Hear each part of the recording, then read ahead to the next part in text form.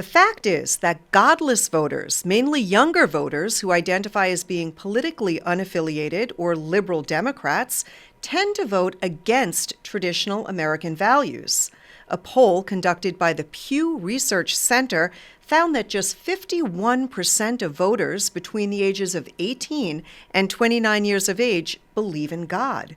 Meanwhile, a survey by the Institute of Politics at Harvard Kennedy School found that voters in the same age category indicated a preference for Democrats by a margin of 55% to 34%.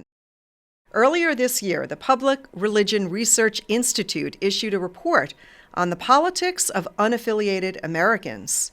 It pointed out that one of the most dramatic social changes in the United States over the past 30 years has been the growing number of Americans with no religious affiliation, now nearly a quarter of the U.S. population. Now, they are a key part of the Democratic Party's base, with a slew of books studying them, advocacy groups representing them, and even a new media initiative speaking to them. Whether it's a media backlash to merely expressing a faith position on sexuality, or the use of non-discrimination laws to punish religious business owners for their decisions, we see these threats to free speech and free exercise.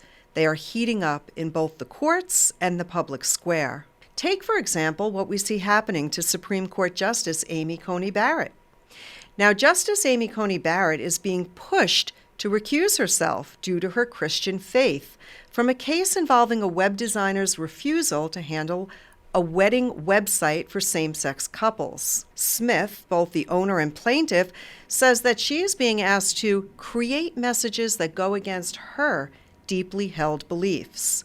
Smith argues that she's not denying services based on gender identity, rather based on the content of the request. So the argument against Judge Barrett is in itself steeped in discrimination. Should we begin to recuse every God-fearing judge on cases that have to do with sin? It is no wonder why Lenin and socialists throughout the ages have been so hostile to Christians and other religious believers. It is because people of faith are and have always been the biggest obstacle to power-seeking tyrants desperate to rule over others.